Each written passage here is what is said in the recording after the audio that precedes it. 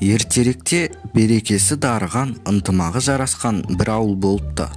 Бүгінгі таң ерекше аттыма мал жандарына тіл бітіп, өздерінің тұрғындарға басқа қырынан таныта бастапты.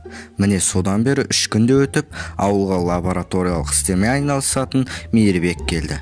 Бүгін оның жоспарында... Не оның жоспарында? Тұра тұрса айтайын деп атым ғой. Айтсайшы. Айтсайшы. Былай ғой, Айтсайшы бұл. Айтпайым болды. Айт. Қысқасы оның жоспарында егін шаруашылығымен айналысуы. Нормальный затпен айналысатын шығар десем. Сен ары қарай тыңдасай. Жарайды. Сосын. Сөйтіп оның басына бір идея келеді ғой. Егінді тастай сала лабораторияға қойды байлап алып жүгіріп барады ғой. Сөйтіп.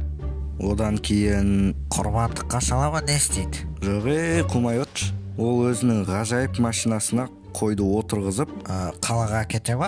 Ой, сөзді бөле бермей тақанша тыңдашы. Көлік демедім ғой мен.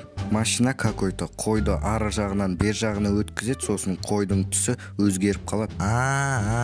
Сосын? Сөйтіп машинада қателік пайда болып, Мейірбектің өзі қойға айналып кетеді ғой. Өлі, айта салды. Ол заманда бұл заман адам жануарға айналып екен. Йо-майо, сен де бір сенсең ән, сенбесең ән. Кетші, саған әңгіме айтып отқан мен ақмақ. Мақыл, дәлше айта бер. Енді ары қарайын Мейірбектің өзінің YouTube каналынан көрсең болады. Мақыл, зор.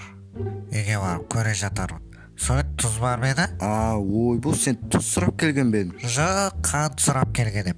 Қант жоқ қой үйде, кеше ғана бітті. Ой, қош, давай мен кеттім.